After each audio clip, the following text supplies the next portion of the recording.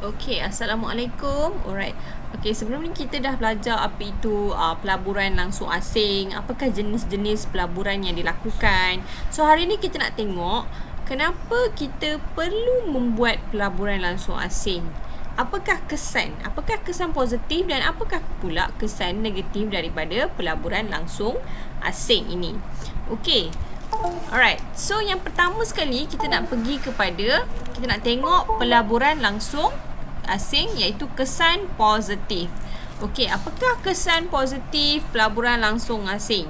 Okey, kesan positif yang pertama ialah dia menyumbang kepada pertumbuhan ekonomi.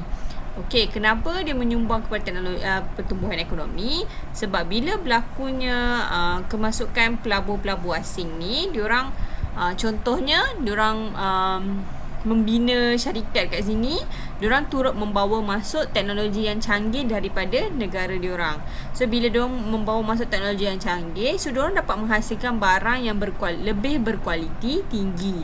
Jadi dia dapat mengeluarkan barang dengan lebih banyak kan. Jadi dia turut menyumbang kepada pendapatan negara. Okey, contohnya kalau kita tengok macam kereta Proton, okey, apabila dia bekerjasama, apabila pengambil alihan syarikat Proton ini daripada syarikat China, kita nampak bagaimana produk-produk yang dihasilkan tu dia lebih berteknologi tinggi kan. So bila berteknologi tinggi, dia dapat permintaan daripada masyarakat. Kan, jadi dia dapat meningkatkan lagi keluaran dia dan dia menyumbang kepada keuntungan syarikat Proton tu. So bila syarikat Proton tu untung, dia akan menyumbang kepada pendapatan negara. Bila lebihan-lebihan barang yang dihasilkan tu, contohnya kereta-kereta tu boleh dia eksport keluar negara. Jadi dia turut menyumbang kepada pendapatan negara. Apabila kita eksport, berlakunya aliran wang masuk. Itulah pentingnya teknologi supaya kita boleh kekal bersaing dengan negara-negara maju yang lain. Okey, seterusnya kesan positif yang kedua adalah pindahan teknologi. Okey, pindahan teknologi ini contohnya seperti mesin dan jentera dalam proses pengeluaran akan meningkatkan produktiviti input pengeluaran. Okey, contohnya apabila sebuah syarikat berlakunya pelaburan asing, diorang turut membawa masuk teknologi yang lebih canggih, mesin-mesin yang canggih yang akan turut meningkatkan pengeluaran dengan kadar yang lebih banyak. Contohnya kalau kita tengok, contohnya ada syarikat yang membuat pelaburan dalam bidang pertanian. Okey, contohnya kita tengok kalau pertanian, diorang gunakan kaedah tradisional, diorang hanya dapat membekalkan jumlah yang sedikit sahaja tak dapat memenuhi permintaan. Tapi bila digunakan teknologi yang canggih, dia dapat menghasilkan dengan lebih banyak dan dapat memenuhi permintaan.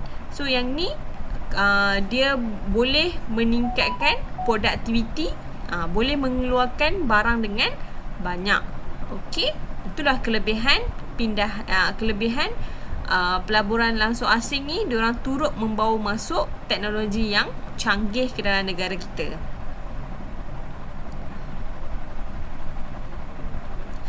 Okey, seterusnya dia meningkatkan kemahiran modal insan. Okey, yang ini pun dia ada kaitan dengan teknologi juga.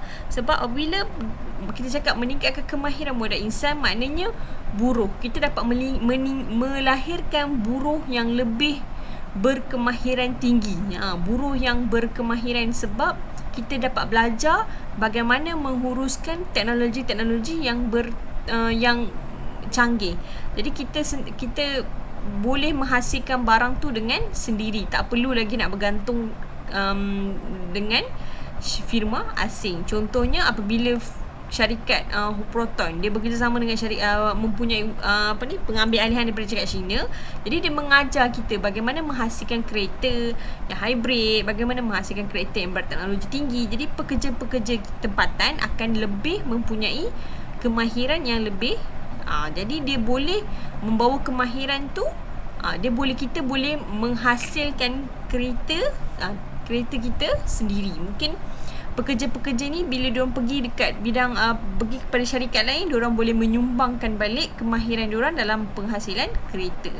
Jadi dia boleh meningkatkan kemahiran pekerja itu. Jadi bila kemahiran pekerja meningkat, So diorang boleh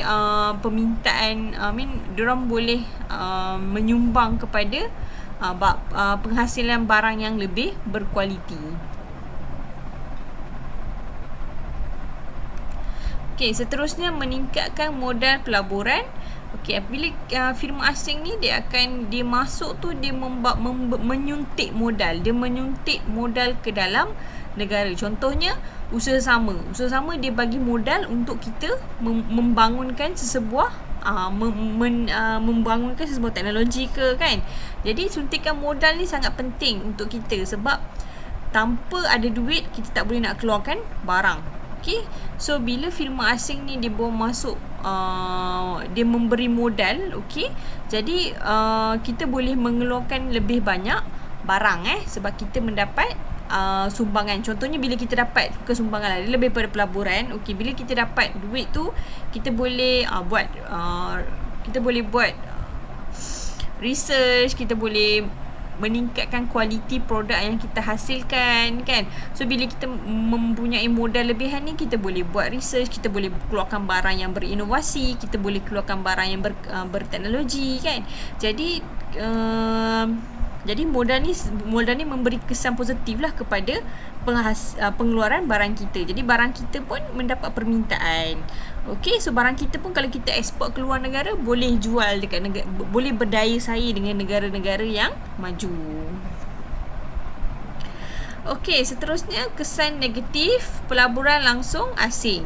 Okey, apa kesan negatif? Okey, yang pertama dia kata ketidakseimbangan pendapatan. Dia kata firma asing ni dia boleh menawarkan upah yang tinggi berbanding dengan firma tempatan. Okey, so firma asing menerima pendapatan yang tinggi dan kemudahan dan insentif yang lebih baik daripada firma pekerja di firma tempatan. Okey, so persaingan ini menyukarkan firma tempatan dan menjejaskan pendapatan peniaga tempatan. Okey, contohnya dekat sini dia kata pasar raya besar bersaing dengan kedai runcit. So bila firma asing, contohnya macam retail, kedai runcit, Aeon, Tesco, Giant masuk. So apa kesan kepada kedai runcit yang kecil-kecil ni?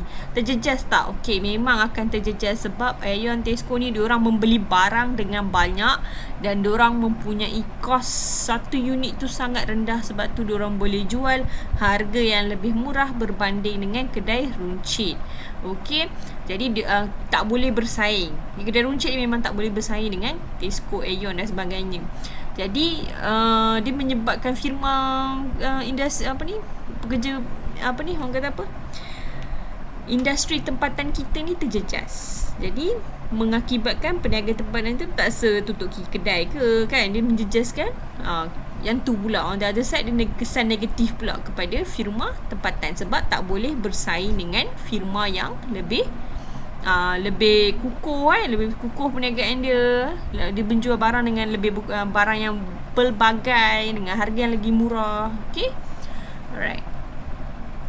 Okey, seterusnya kemusnahan alam sekitar. Yang ini sekiranya dia membina contoh Aeon bina pasaraya Tesco kan, kilang Panasonic. Pembinaan kilang-kilang ni dia akan memberi kesan negatif kepada kemusnahan alam sekitar kan. Jadi firma asing ni dia akan mengeksploitasi sumber alam tanpa kawalan ketat oleh pihak kuasa akan menyebabkan eksternaliti negatif seperti pencemaran. Contohnya mengakibatkan kisan tanah, banjir kilat, isu pencemaran yang lain kan. So contoh semasa ni macam pelombongan bauxit kan, memberi kesan terhadap alam sekitar. Bauxit ni dekat Pahang tak silap pelombongan bauxit ni kan. Dulu ramai orang yang menentang pembinaan kilang pelombongan bauxit. Bauxit ni dia macam tanah warna merah, which is dia digunakan untuk, I'm not sure, tak apa, nanti cikgu cari apa itu bauxit Okay, alright, seterusnya aliran untung keluar negara. Okay, so firma syarikat asing yang bertapak kat negara kita ni, dia akan dapat untung. Okay, alright, so kenapa ni membawa kesan negatif pula? Sebab sekiranya berlaku apa-apa kat negara kita, contohnya tiba-tiba berlaku kemelisitan ekonomi ke, dia tutup kilang, dia balik. Jadi dia memberi kesan yang negatif kepada negara kita sebab kita terpaksa dia akan buang pekerja, kita terpaksa pula tanggung kerugian sebab dia terpaksa buang pekerja kita. Jadi dia bawa balik, dia bawa keluar duit tu. Okay, contohnya keuntungan dia tu dalam aliran, dia akan berlaku aliran wang keluar sebab dia membawa balik untung, dan tidak berlaku win-win situation. Dia akan menyebabkan kerugian kepada kita. Kita yang akan menanggung kerugian sebab alir duit yang ada dalam duit tu dia akan dibawa keluar ke negara dia. Jadi bila macam tu dia berlaku aliran wang keluar, dia menjejaskan nilai mata wang kita. Okay, bila nilai RM kita akan jatuh. Okay, alright. Kenapa nilai RM jatuh? Okay, apabila dia membawa keluar wang ke negara lain, okay, dia akan tukar mata wang dia pergi kepada mata wang negara dia. Jadi dia akan tawarkan RM, dia akan minta mata wang asing. Bila berlaku penawaran RM terlalu banyak, nilai mata wang RM akan jatuh. Sebab tu kita kata kalau boleh kita kena elakkan aliran wang keluar. Sebab tu bila syarikat asing ni, bila dia bertapak kat negara kita ni, dia akan bila berlaku kerugian nak tutup, dia akan bawa balik semua keuntungan dia balik ke negara asal. Sama juga macam pekerja asing. Bila pekerja asing ni dia kerja kat negara kita, dia akan bawa balik duit ke negara dia. Sebenarnya tak bagus. Sebab berlaku aliran wang keluar, dia membawa wang kita ni seolah keluar. Jadi dia memberi kesan tidak bagus kepada nilai mata wang. Okey, itu sahaja